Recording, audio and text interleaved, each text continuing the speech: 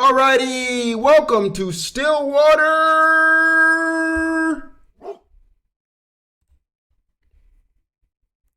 Start. Ooh, hold on. This is a work of fiction. The resemblance to any real-life people is purely coincidental. This game contains depictions of horror, mature themes, violence, and strong language. Viewer discretion is advised. I'm sorry, but I can't stay here anymore, Nina. I feel like I'm going crazy. Nina, calm down. If we can just talk it out. Caretaker, so many strange things keep happening, one after another. Every day there is this damn dripping sound. I thought it was just something leaking at first, but I check every faucet, every ceiling, everything, and still I hear it everywhere, constantly echoing in my ears. Please, listen to me. Oh, but the water? The damn water! Water? Yes, it's everywhere. Pools of it are all over the house, and every time I try to mop it all up, another will appear. There's no end to it. But it's at night. It's at night when it comes. What are you talking about? I hear someone or something walking along the hallways at night. Maybe it's just my grandfather. No, Nina, it's not him. I thought it was, but it's not. But I've seen it! That thing! Huh? I only glimpsed at it once, but I'm more than certain that thing was not your grandfather. Ever since that night, I would lock my door and pray it would walk past my room. I don't know what's going on, but I swear it just keeps walking. Always walking on pools of water. Sometimes I hear them randomly. Their steps are erratic and faint, but I can still hear them. Just this steady pace up and down the halls. But I think recently, it's no longer like that. What do you mean? Every morning I follow to see where wet footprints lead. It walks towards something, more clearly than before. It would walk down the halls, climb the stairs, and turn corners. All of it I'd follow. Eventually, the trail would come to a stop, and it would all stop right by your grandfather's room. His room? If this is some sick joke to scare me away, then please stop. It's not a joke, Nina. I meant it when I said that there was something wicked going on in this house. That can't be true. I know this is a lot, but you have to believe me. I can't stay here any longer. I'm sorry, Nina. It's okay. I understand. Thank you for taking care of my grandfather up until now. And I'm sorry for all the stress I've caused you. I'll be sure to pay you right away as soon as I... Nina, listen to me. I don't know what's happening around here, but... The woman on the phone cautiously looks around, turning her head constantly back and forth, looking over her shoulder to find if any others listening in. She grips the phone so close to her ear in a vice-like grip, before speaking again in a hushed tone.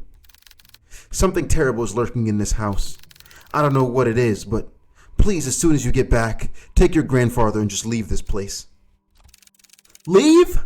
I can't just leave everything behind. We have nowhere else to go. Please, Nina. This place is not safe. The rumors, they're true. The curse is real. My family is not cursed. It's here. But Nina, at this rate, you and your family will... Enough. A pause. Cold and sharp tenseness strains the call as both women, exhausted and stressed beyond their comfort, try to stifle their growing frustrations towards one another. Neither yielding to the other's thoughts, only leaving anger and hurt to fester through the silence. After what feels like a suffocating stillness, Nina finally sighs heavily and responds bluntly to the caretaker. Look, I don't know what you heard or saw, but I can't just leave things like this. Whoever or whatever they are, they will answer to me. I won't let them have their way. I don't have time wasting my energy on this stupid curse. So, if you can't help me, then so be it. I'll find a way. Nina? My grandfather is all I have left. He is all I have left. Dot, dot, dot. Oh, is it a shadow? Dinner. Oh, diner. Sorry. 7 a.m. Amid a foggy morning, there sits a man by the corner of a booth. He drinks black coffee and, depending on his mood, occasionally orders a donut. And today, it was just black coffee. Ugh! I swear, I've never seen that amount of paperwork in my life. A freaking mountain worth of it. You're a valuable member of our team, Hugo. My foot! I'm starting to believe that I was bamboozled into joining their agency. Huh. Hugo Laurent, age 30, takes a good look at his cup of joe and chugs it all in one sitting. He then continues to grumble to himself about last night's grueling work at the office. I really need to find a different job. As he contemplates his poor life choices, he looks out towards the early mist.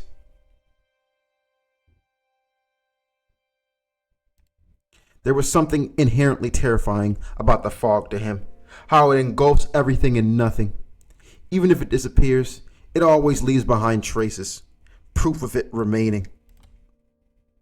Even in a quaint little town like this, I can't even run from my fate, I guess. Hugo finally stares at the compiled newspaper clippings he's put together. Some of them from recent events, but mainly all were past headlines of missing person cases. No matter how many times I see this, it's still just as hard to look at. Fixating case after case, he can't help but remind himself that there is a reason for all this. All too personal reason. Seeing strange things comes with a price. In the end, I'm the one doing this to myself. Sounds rough. Mind if I join? Kuya? An annoying familiar voice interrupts his train of thought. He slowly looks up to see the one responsible, although reluctantly. Good morning, Hugo. Hugo scowls and turns away from him. He then gathers the files and shoves it back into the binder. Meanwhile, the tall man takes this as an initiative and sits at the opposite end of the booth. He greets the waitress passing by and orders himself the hefty body breakfast special with an extra plate. As usual, the waitress is happy to oblige and goes back to the counter to relay his order. The man then looks back at Hugo. He sees the empty cup and the now jumbled newspaper clippings. All the while, Hugo is trying to ignore him. You really should eat something with that black coffee. Not ordering any donuts today? I'm fine, Noah. I'm just not in the mood, okay? Not even a little? There is a momentary silence between them before Noah disturbs it once more. Well, too bad for you. I ordered a big breakfast for the two of us. Two? That looks good. As if the world could grace Noah with an even more perfect punchline, the food arrives. That's a lot, like bacon and sausage on one plate? Kind of goes crazy. Hash browns with the ketchup? I see you. Fat ass stack of pancakes? I just got really hungry. I just got really hungry. Calm low breakfast, nigga. I don't think I'm finishing the first plate after this, dude. I'm eating one plate and I'm good. I'm locked. I'm like, you're good. I don't need the rest. My dad is in his 50s and he has a better hairline than Ducky. That's probably a lie. Looking at you from the fact your name is Anticon, I already know your hairline is cooked and you probably look like a fucking serial killer. I'ma just be honest with you. You don't have to tell me with a name like that, nigga. You the type of nigga who had to go bald. Don't fucking sit here and lie to us, nigga. You not hard for that. Let me see your shit. Oh. Sorry.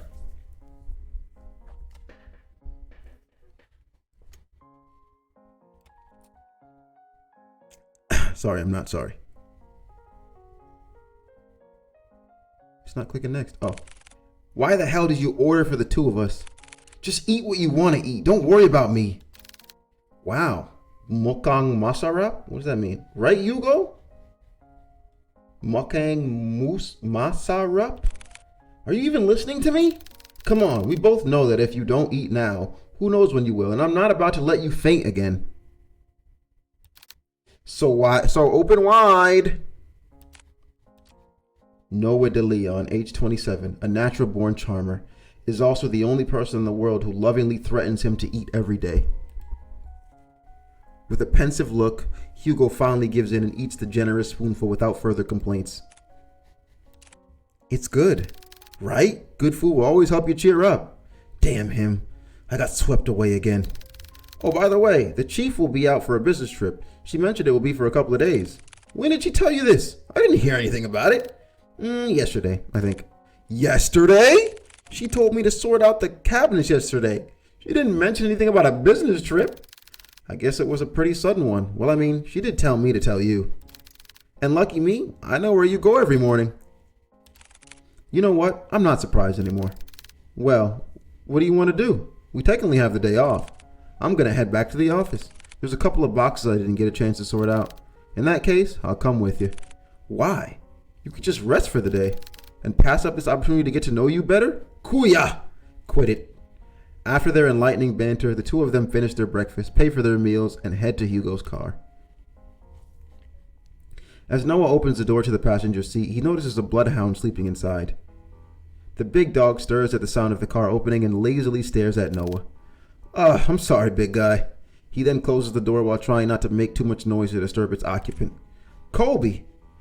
At the sound of his name, his heavy-lidded eyes slowly peek to see who calls for him.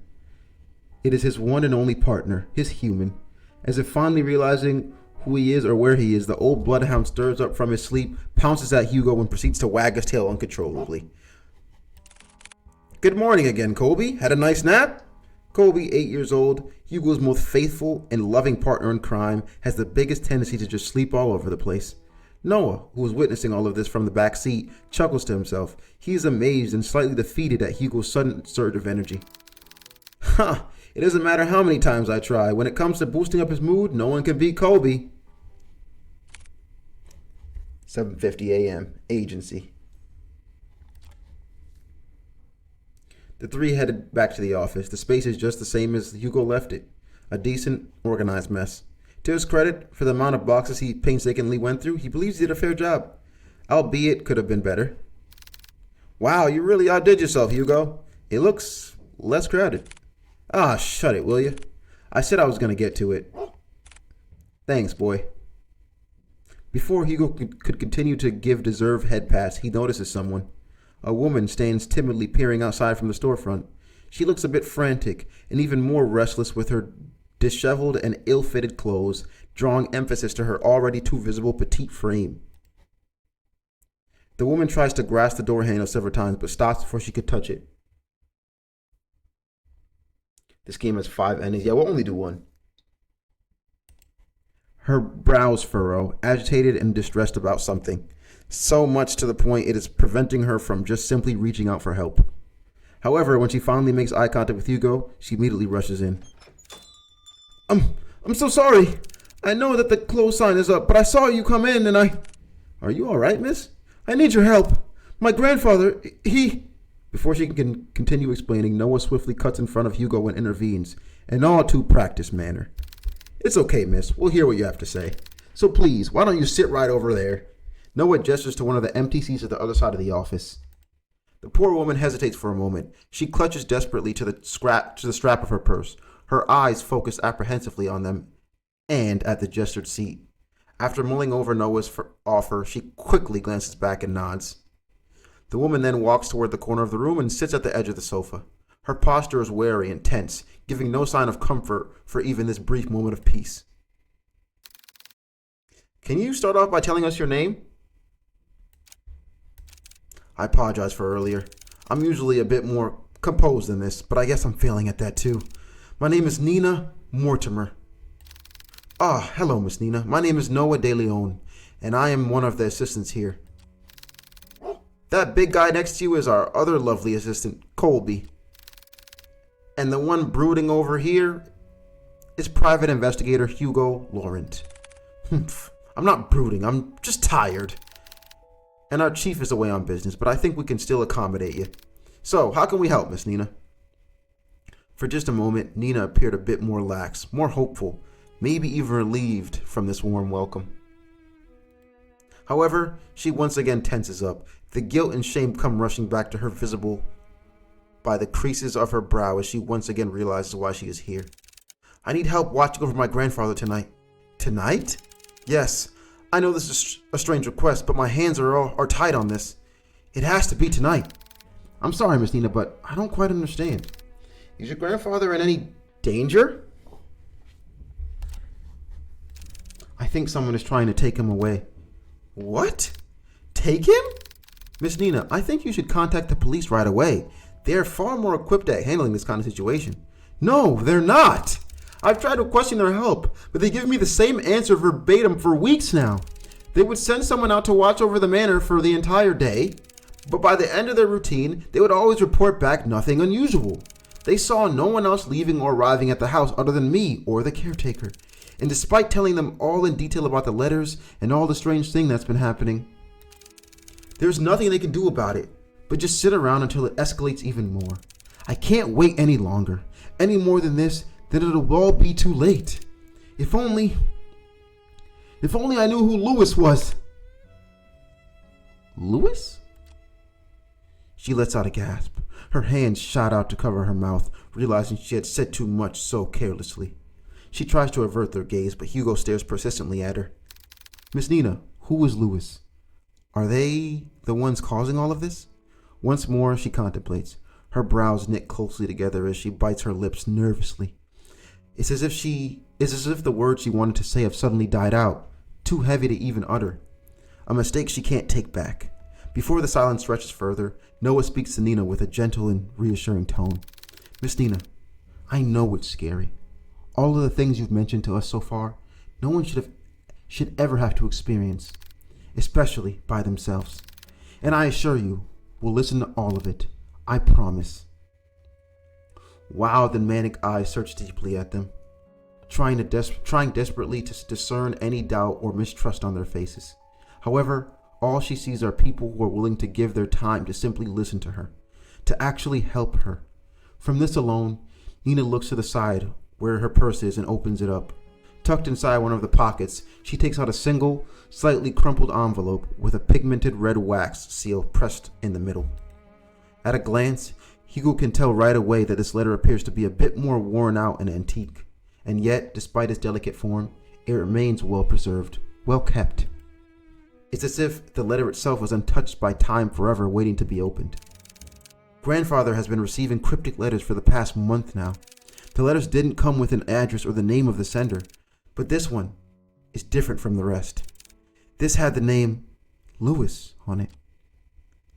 As she hands over the letter, Hugo notices her hand slightly shaking. Nina is still avoiding his gaze, but he knows she's trying in earnest.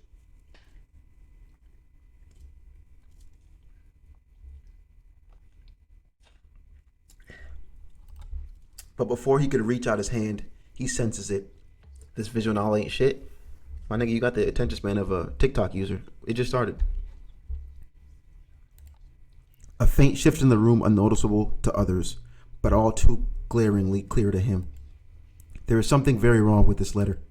Suddenly, Hugo recoils his hand away in pain, like being struck with something sharp. So spontaneously, so memorable, that even if the pain disappears within seconds, a hint of it remains. Something so small, akin to a prick from a rose's thorn, or more like a paper cut. Are you all right? I'm sorry, I didn't mean to hurt you. No, I'm fine, Miss Mortimer. It's not your fault. It's not your fault. Hugo stares squarely at the cut. A thin red line starts to form slowly by the top of his index finger, trilling down and stopping just above the first crease. A red so clear visibly, it's taunting. That doesn't look like a normal paper cut to me. Let me get you a Band-Aid. It's fine, no, I don't need one. But really, it's fine. It doesn't even hurt that much. Noah takes one good look at him before sighing exasperately and sitting back down in his chair, still eyeing on Hugo's hand. Hugo shrugs and returns his attention back to the letter. But this time, luckily, nothing happens.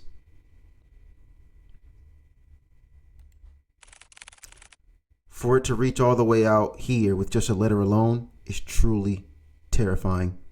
What? Carefully, he removes the content of the envelope and unfolds it. At first, it looks like any other normal written message. A person named Lewis is asking the other, Henry, to come meet him by the lake at midnight, needing to share something important with him. However, what's eerily striking about this is not the letter itself. Peering at the bottom of the page, a message scrawled unlike the rest stands visibly out to Hugo. A message that shouldn't be there. Remember our promise, Henry. When did you receive this letter? Yesterday. And your grandfather? Where is he right now? He's currently back at the house with the caretaker. I promised them I wouldn't be out for too long. I made an arrangement with them, you see. Oh, what sort of agreement? The caretaker we have now agreed to watch over my grandfather, but only during the day. Before nightfall, they would leave exactly at the same time. Before nightfall? I wanted to believe that this whole thing was an elaborate scheme to scare my family away. I know this sounds crazy, but at one point, I thought everyone was in on it. The mail carriers, the officers, the caretakers.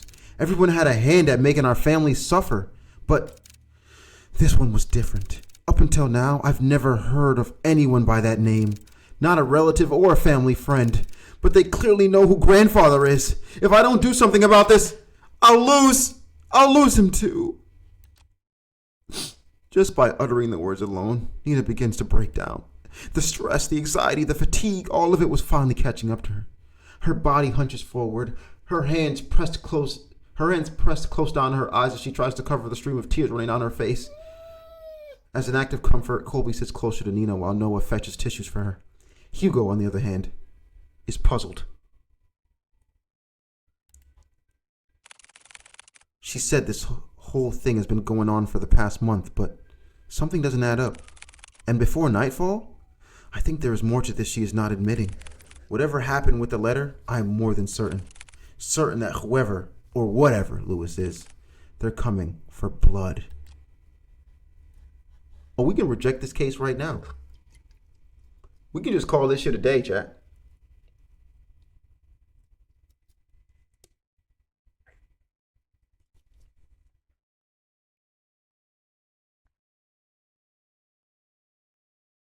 We can go about our way, sleep, have a good day, have our coffee and donut.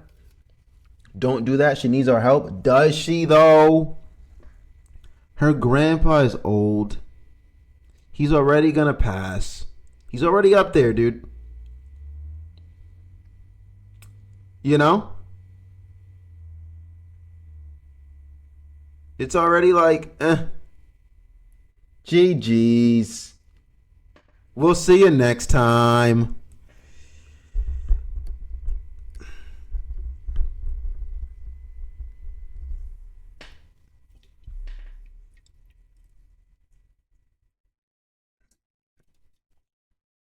And what if she gets smoked? Well, I never really knew her anyway.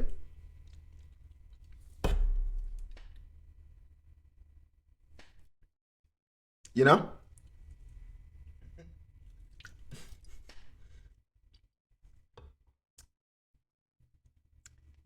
So it's like, fuck it, we ball. Fuck it, we ball. Now let's take the case. Do you want more tissues? We'll do it. We'll take on your case. For a moment, everything goes still. Their eyes and attention are solely directed at Hugo, whose eyes have a certain glint to them, now unwavering and more determined than ever. Before anyone else speaks, Nina stands up, wipes away any stray tears from her face, and walks up to him. You'll take it? Hugo simply nods. Thank you! You don't know how much this means to me. We're glad to help, Miss Nina. Please, just call me Nina. Well, Nina, we'll do our best. Nina smiles at Hugo and Noah in gratitude, her eyes renew with a faint gleam, a hope that maybe things will change for her and her family for the better. However, before heading out, Nina reaches into her bag once more. She takes out a small piece of paper and a pen and hastily starts jotting down something. I best be on my way now. I'll let grandfather know ahead of time you'll be coming. Also, this is my address.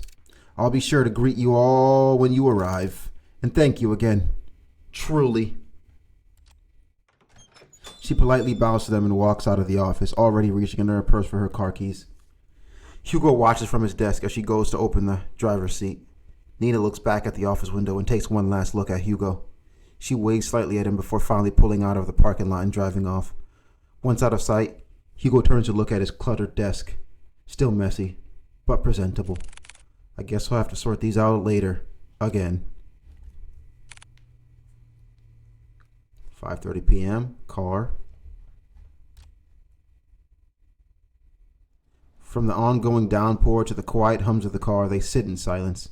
Still, miles off their destination, Hugo constantly checks the rearview mirror to see any passing cars. But it was only them on the road.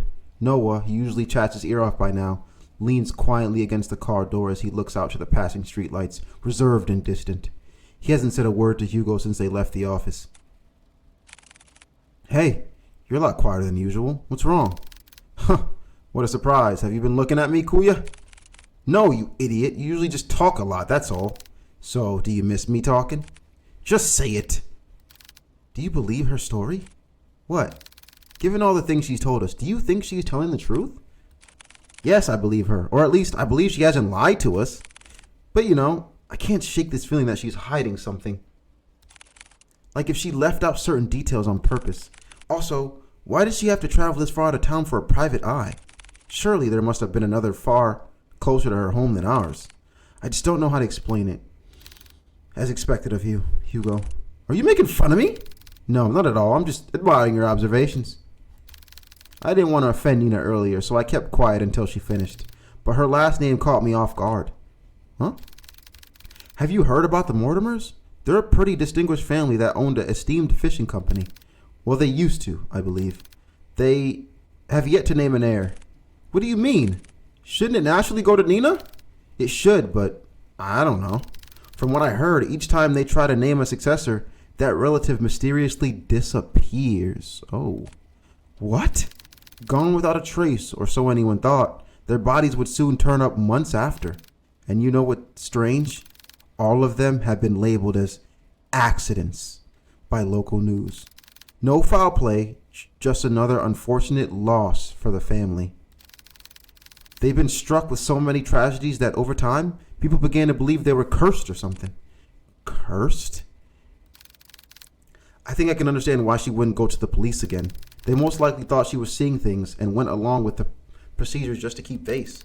But deep down, they must have thought she had gone mad. I can't imagine all of this for Nina. And most of all, who knows what we'll find there. Is that why you decided to come with me?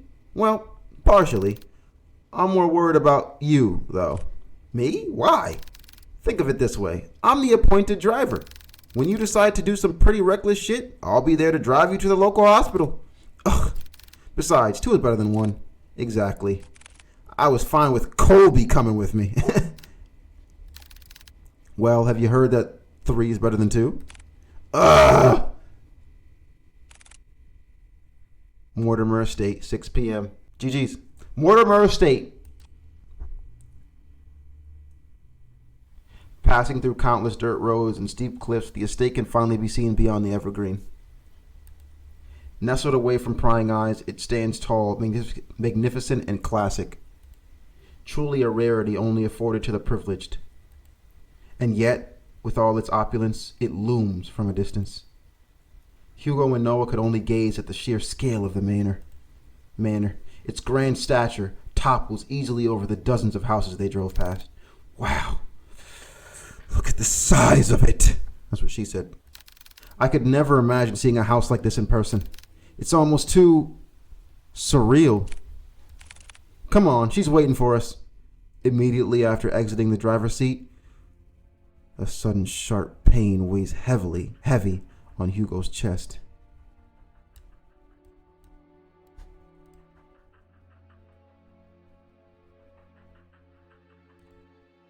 Grasping tightly at his coat, he begins to gasp for air.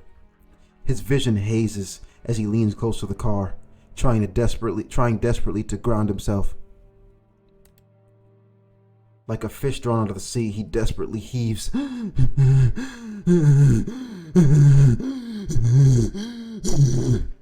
The air in his lungs escaping too quickly burns as he feels his throat start to strain.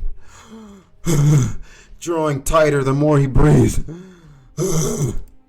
But this pain pales in comparison to a feeling far more excruciating. Is it the house? No.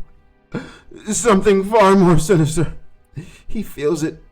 Someone is watching him. A piercing gaze fixed on him, like leering at a bug and waiting to strike. We'll be together soon, Henry. What the hell? Damn it already! I need to hurry or else! Hey, are you alright? Noah calls out to him, snapping him out of his fixated trance. Colby nudges his head against Hugo, whining with concern over his partner's well-being. Did you hear that just now? Hear what? That voice. It was so close to my ear, Is everything alright? Oh, I'm fine. Don't mind me. I'm just a bit winded out from the trip, that's all. I'd be happy to make you a tea at the very least. If it's no trouble. No, not at all. It's the least I can do. Once again, this subtle uneasiness from Nina surfaces. But before Hugo could get a chance to look further into it, she walked off towards the front porch without saying another word. Are you sure you're alright? You sounded like you were choking earlier. I said I'm fine. Besides, we're already here. We can't back out now. Listen to me. I think you should... Noah abruptly cuts his lecture short as he notices Nina stopping by the front door. She stands by the door silently, contemplating something. It's just like before, but this time she seems even more anxious. Whatever unease she tried to mask earlier became more apparent the minute they walked closer to the front door. I haven't been quite honest with you, Detective. Just like before, as if carefully choosing her next words, she decides that in this situation, words are not enough. You'll see for yourselves what I mean. And with that, Nina enters the house, leaving the three to follow behind. Hugo was about to enter through the foyer when he feels a tug on his arm. Don't forget what I told you. If something happens, let me know right away. You'll be the first to know. And with that, Noah releases his grip on Hugo. They proceed to head in, not knowing what awaits them beyond the door. Greeted with a brightly lit hallway, Hugo notes immediately that the interior is just as grand. Adorned with floral accents and antique furnishings, the house itself exudes the word elegance. A classic and rustic charm with the walls and floorings made from the finest wood. Hugo couldn't help but gape when he walked in. However, he noticed something even more distinct than the splendor. Behind the seemingly perfect veneer, an unsettling air wreathes throughout the house, leaving no room for doubt that inside is far more terrifying than the outside. Please come this way. Bracing themselves, they enter the dimly lit drawing room. At first glance, Hugo could not discern the silhouette situated at the far corner.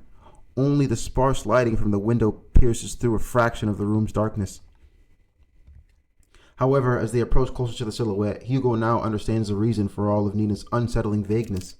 Grandfather, we have guests. What? What? This nigga's like 20. Sitting on the armchair is a very young man, not much older than Hugo or Noah. He is dressed modestly and shares none of the imposing presence of the manor. No, rather, such luxury does not even remotely reflect on the man before them at all. And those green eyes. It's as if the flow of time had stopped only for him, while the rest had continued changing drastically without him. Just like the letter timeless, delicate, and jarringly out of place. Staring only at the window, the young man sits there dazed with little acknowledgement of the people around him. Still, motionless, like a doll. Grandpa, these are the people I spoke of. This is Detective Lauren and his two assistants, Colby and Noah. He might not be a cursed spirit. He might low-key be a demon. He's something. Them green, dull eyes. He looks like Sun Jin-woo.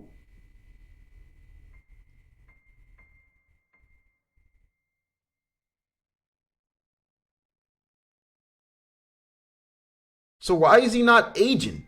How is he the same age as Nina?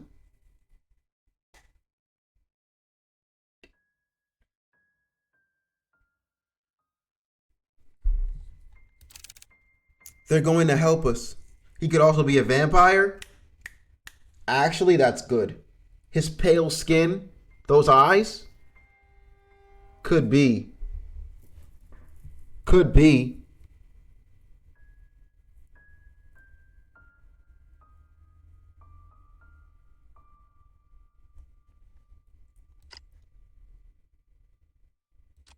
Even after introducing them to the head of the Mortimer estate, Hugo and Noah could not help but feel unnerved.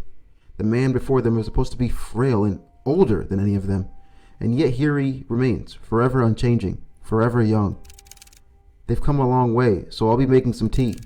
Would you also like some, Grandpa? Oh, he's Henry. Makes sense. He does not reply back, nor does he glance at Nina or anyone else in the room. Only fixates his gaze on the rain, nothing else. I'll be sure to make a cup for you too. Can he even drink? She then timidly gestures to Hugo and Noah back to the foyer. Bearing more questions, the two follow Nina outside. But before they leave the drawing room, Hugo takes one last look at the young man. There is an all too familiar air about Henry Mortimer. Ooh, this story is about to be crazy. His eyes, they're similar to his own. Hold the phone! Whatever he must be longing for, Hugo knows it will never end well. Maybe he was a ghost hunter too or something? Nina, that man. Hold on. Why do we have green eyes too?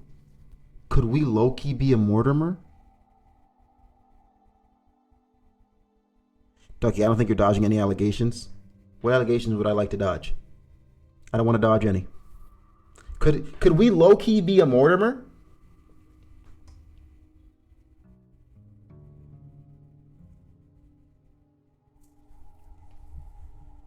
Because why are we the only one that can feel the cursed spirit around us? Why can no one else feel it like we feel it? How are we walking in places and choking up? We might have some power that no one else has. Type shit.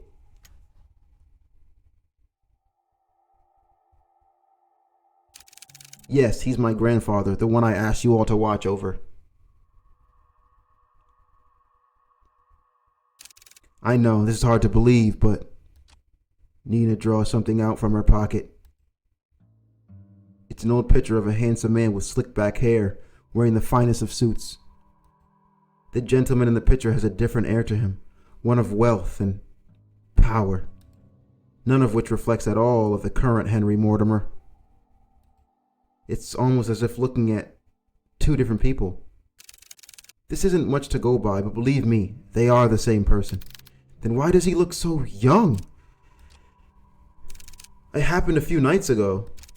I was on my way to get a cup of water when I heard a loud thud coming from my grandfather's room. I was worried that something fell over, so I went to go check. When I opened the door, I found him collapsed on the ground. I rushed to help him up, but when I did, he looked so different. He wore the same clothes that my grandpa wore that night. And his face, I recognized his face. He looked younger. So many things were rushing through my head at that moment, and yet I knew he felt familiar to me. I know it sounds bizarre the more I talk about it, but that's what happened. That was also the same night I found that letter. It was next to him, already opened. I'm sorry again for all of this. No matter who I went to, they either said something was wrong with me or my family. I'm thinking when Hugo was head of the fishing company, he made a deal with somebody. And maybe he didn't go through with the deal. So now there's like a curse on him.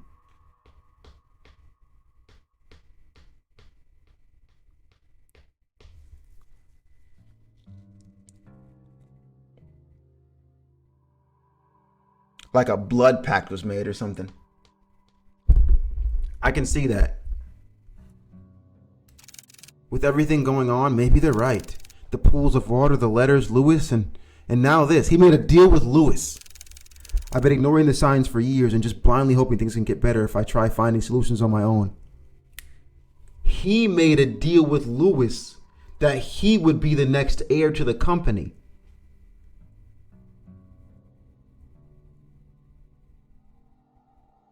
But something happened.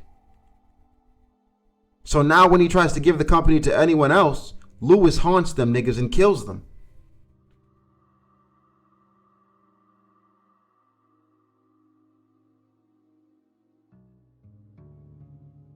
I see the game.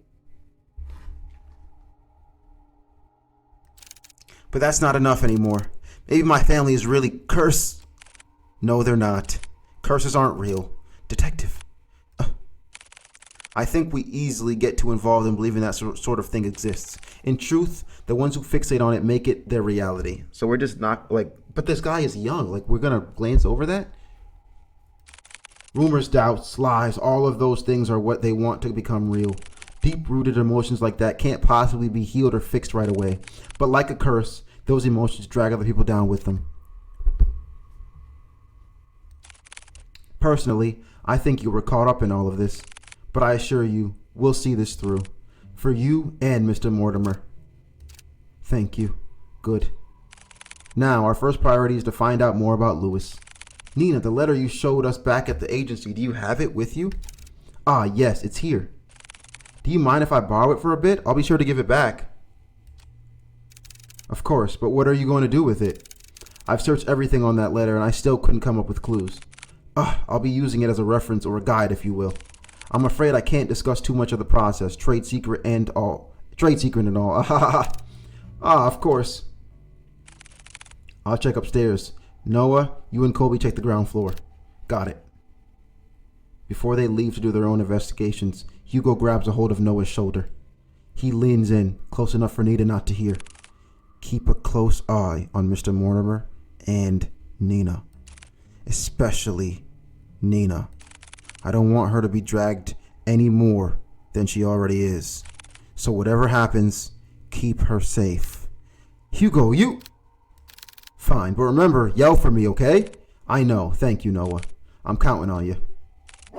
You too, boy. With a final nod at them, Hugo then goes towards the staircase and heads upstairs. Noah stares for a moment longer at Hugo's back before he disappears into the first floor. He then turns to look at Colby. Well, it's time we get to work. Right, Colby? Investigation start. Okay. The object is to look around the area. The objective is to look around the area for objects to proceed the story. Use the arrows or the arrow keys to move to a different area. Outlines will appear on a clickable object. On the top right is the hint button. Click it will highlight an object. Okay.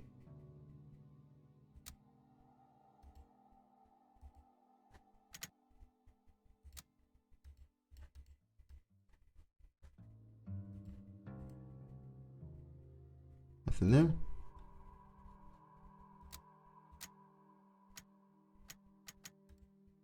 A delicate arrangement of violets and white roses. They seem to be fresh and fairly new. An old rotary dial telephone. It looks like it's still in good use. Bookshelf. Oh, stands close to the entrance way. It contains a couple of photo albums and a few. Maybe if you move the bookshelf, there's something behind it. No? You don't believe me? This kind of feels like Ace Attorney. So, Ducky, if you like this, you'll like Ace Attorney. Honestly, I'm willing to give it a try.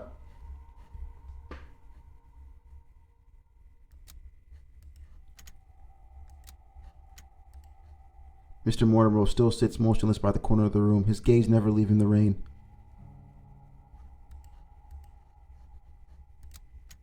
There we are. Frames decorating the walls are covered in white sheets veiled with a thin lining of dust on top of each one. Wow, there are so many paintings covering the walls. Are there more like this all over the house? Yes, my grandfather commissioned many back in the day, but sadly he doesn't do that anymore. Nina, I can't help but notice the paintings are covered. How come? I did that. I covered them up for my grandfather's sake. For his sake? Yes, he was pretty obsessed with them, you see. There were times when he would mutter to himself and would just stare at the paintings for days on end. It worried me so much that I had to cover them all. Since then, he hasn't stared at any of them. He just sits quietly, looking outside. I see. About the paintings, I also noticed they all have a similar theme. They all had water in them. I know this isn't a coincidence as you've told us before, but if there's anything you know, anything at all, then please tell me. Noah, can I ask you a question first? Sure, go ahead. Do you believe in mermaids?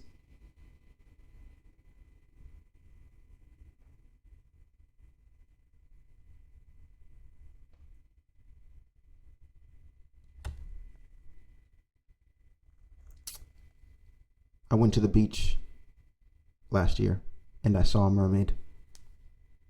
I didn't see it, but I saw this thing underwater that looked like it could be half human, half animal. And honestly, no one's going to tell me differently. So I'm telling you, no standard. Hear me out, my boy.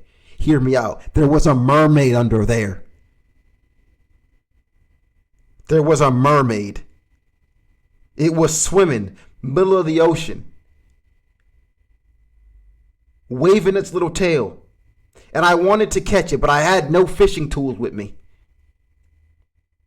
It was a fairy. Yup.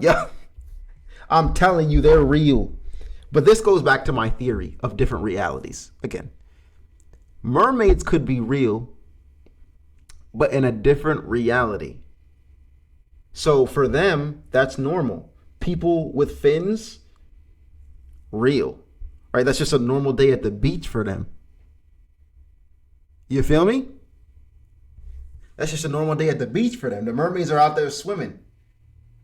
And some people have seen past the veil and have seen that reality. So they're like, nah, mermaids exist. Chat. Just because you haven't seen it doesn't mean it's not real. That's all I'm saying. Ain't no cap. It's all facts. Phantom Gamer, I'm telling you, bro. What do you mean, get out?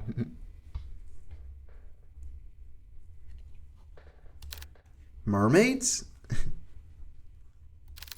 I don't suppose I do. Why? Casting her gaze to the floor, Nina anxiously fidgets and tightly clasps her hands together. She then briefly sighs and continues. Well, there's this story, or rather, more like a fairy tale, that my family has passed down. A fairy tale? Yes, well, it feels like one to me. It was about a fisherman who fell in love with a mermaid.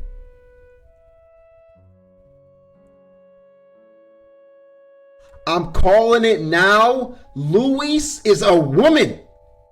And it's not Louis, it's Louise. And she's a mermaid. Don't tell me to shut my bitch ass up. My bitch ass does not want to be shut up. I'm telling you, it's real.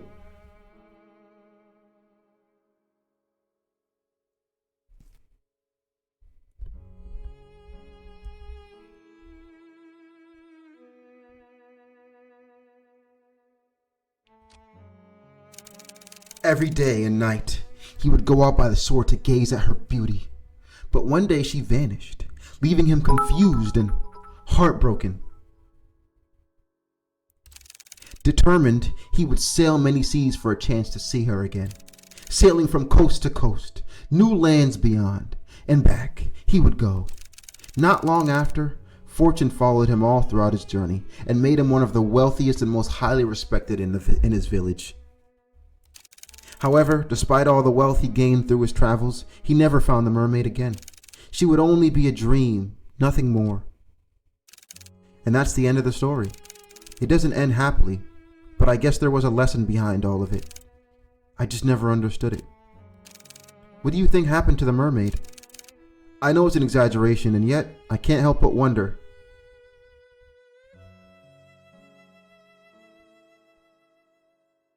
EP. You're 30. What are you doing?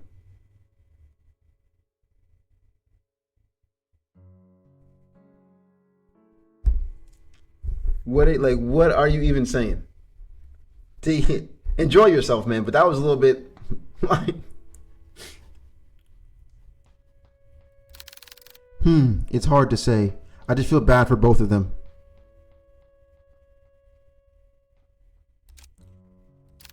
To be honest with you, I'm not a fan of sad endings.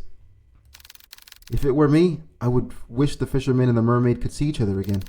Or at least, that's what I think. Even if they weren't meant to be with each other? Yeah, I think so, at least. I wouldn't want to imagine going through a journey all by myself. It's hard being alone. A journey all by yourself. Mortimer Estate, 11:30 p.m.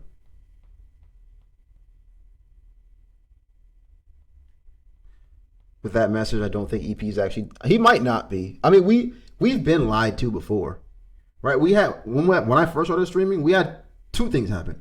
We had one person, Jason, you might remember, Val, tell us that she was a girl. Whole time it was a dude. We find that out a year later, right? Fake girl lied to us. I don't even know why. Like there was absolutely no point in that. But yeah, that was one. Number two, Keo saying that he was like 26 and in med school. Both of them not true. Like, I don't understand the point of lying like that, but like, okay, dude. Like, he was so pointless. This nigga ends up being like 13, and we're like, bro, it wasn't even that deep. After searching vigorously through each of the rooms, he knew his findings would eventually lead him here. This is it. Hugo walks towards the nearest lampshade and switches it on. Dimly illuminated, he sees the extent of how lavish this part of the house is. From the customized window drapes to the vintage furnishings, everything here exudes that extravagance. But much like the interior Hugo has seen so far, he finds this one in particular reeks of it. Plastered from wall to wall, a gloom lingers. It's as if the room itself is moldering, despite its preserved nature. A classic wooden chest lies at the foot of the canopy bed. It's locked.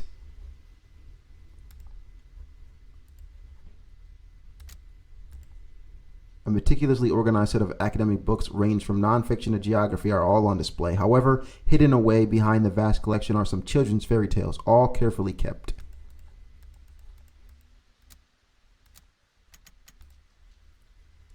An old photo of a lost time, a sweet summertime memory of a little girl with her beloved grandfather. Oh my God, that's beautiful. Scattered pieces of paper, all forgotten, lie waiting on the cold floor. Heavily etched markings are found scrawled all over the papers. A leather-bound journal rests on the edge of the table. Its pages are torn out so haphazardly that the binding itself is starting to fall out. A pristine pearl-white tea set sits patiently by, untouched and unused for quite some time. Atop the fireplace, unblemished and unmarked by time, hangs a curious and familiar painting of a beautiful woman floating on water. Oh, the mermaid. The mermaid. It was you. Henry was the one looking for the mermaid. Yes. The theory is checking out here. I need to hurry. I don't want to stay here for too long. 11:50 p.m.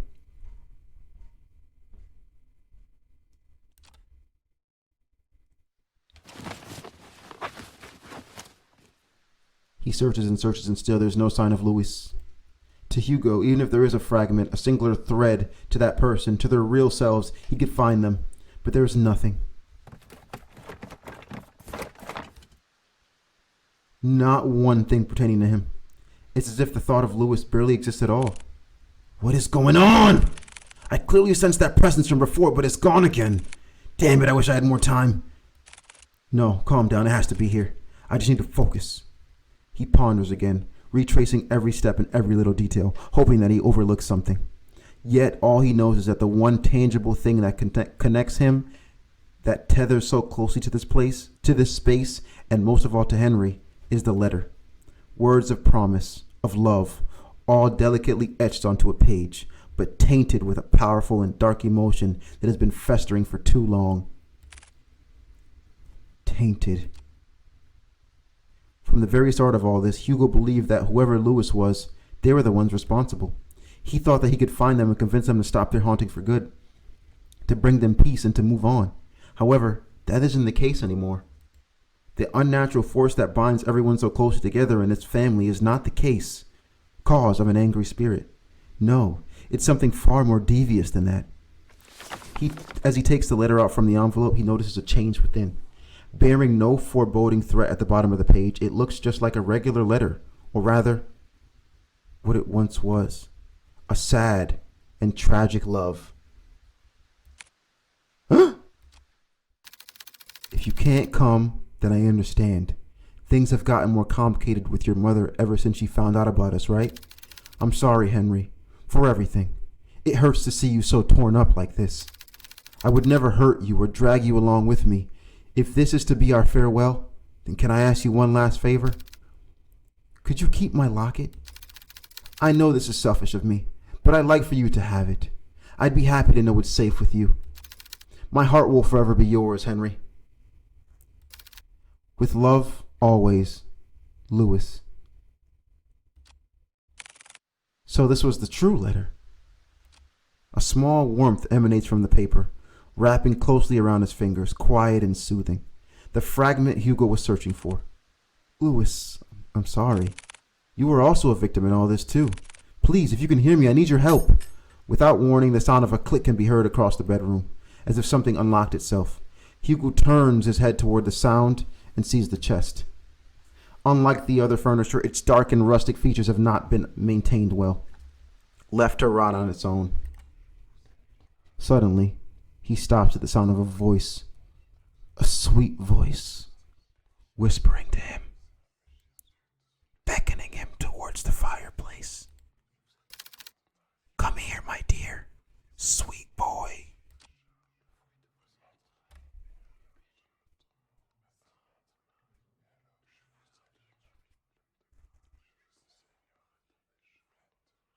See, I wasn't going to go until you called me sweet boy.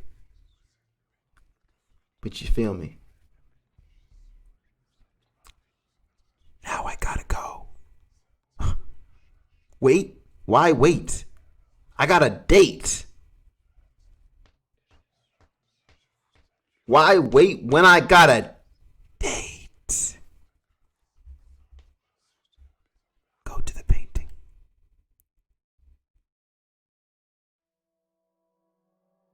There, mounted by the fireplace, is a painting of a beautiful woman floating on water.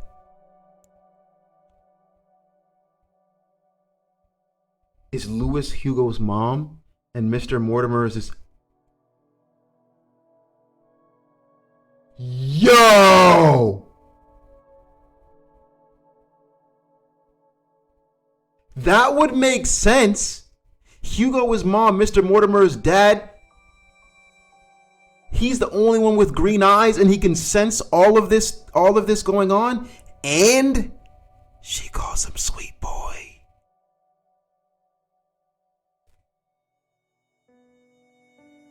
You're cooking. Chef spy on the pot. Her pale skin is incandescent, brilliantly prominent against the contrast of the dark, murky waters that keep her hidden.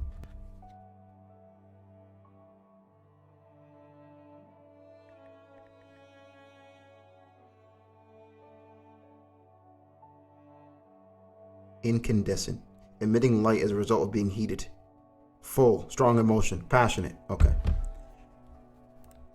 Keep her bound to the canvas.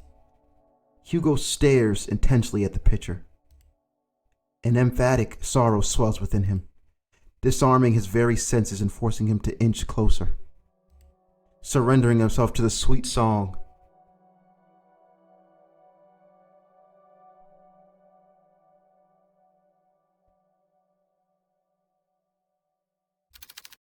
Poor thing.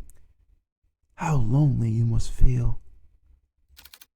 You are a lot like him. Like Henry. Huh? As Hugo approaches closer and closer to the painting and his mind screaming to run, he sees it. He can finally see beyond the facade the lady portrays, for what the painting truly is. But don't worry. I can take away that sadness. A deformed creature, a mermaid, floats above the surface. The voice, I told you they were real!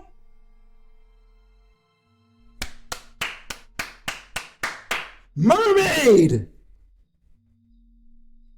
Large, hollow eyes stare back, boring deeply into his eyes. Her skin is melting, bleeding heavily, this black ichor as it gushes out from the canvas. Some of it starts to hit not only the floor, but at Hugo as well. The black viscous tar clings persistently onto him, unrelentless as they continue to pile up. And then he feels it. What drew him initially to this thing. A deep sense of longing rushes through him, snuffing out what little control he had left. Finally embracing this nature. To come home. Take my hand. Without hesitation, Hugo reaches out his hand while his body leans in closer to the mermaid. She grabs and pulls him in. Not once looking back, he dives and follows after her, returning to nothing.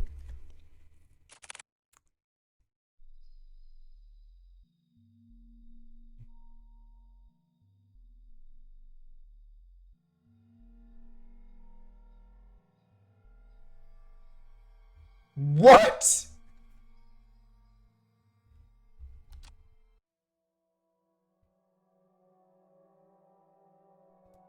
It's not me. I'm not ass. All right? I'm not. Like, how was I supposed to know?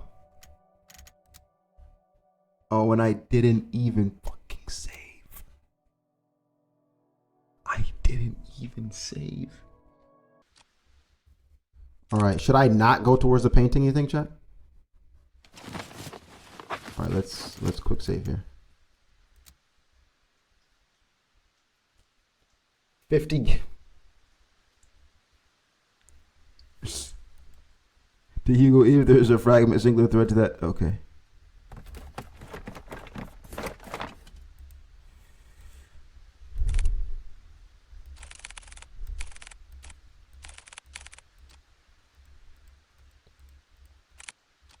Tainted. Okay. Pull out the letter, buddy. Pull out the letter. Okay. Pull out the letter. Can't. Okay. Can you keep my locket? Okay. Click. Sees the chest. Then he stops at the sound of a voice. My dear sweet boy, don't go to the painting. No, stay focused, Hugo. I won't let it get to me. Preparing himself, he heads toward the chest and opens it. Inside, scrambles together a bunch of notebooks and small trinkets. Hugo continues to rummage through when he stumbles across an old newspaper article. Young man found dead by the lake.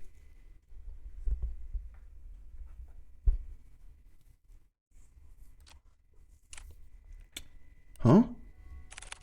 An unidentified young man was found on the morning of, 3 days prior to his death, according to police. Ruled as a suicide, police have claimed that the troubled youth drowned himself. This certainly is a tragic loss, an unfortunate event indeed.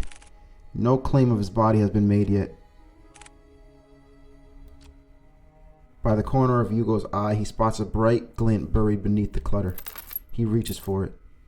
A locket of brilliant gold shines unblemished, retaining a timeless luster. Inside it safeguards a picture of a young man with glasses, smiling brightly. This must be the locket that he was talking about. It's so pretty. I'm surprised it still shines like this. And this picture, did he put this here? No, it might have been Henry. But why would he store it away like this? What should I do?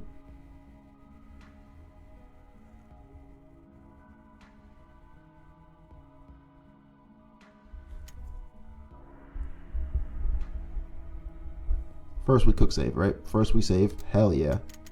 Save. Hold on. Save right there. No games played.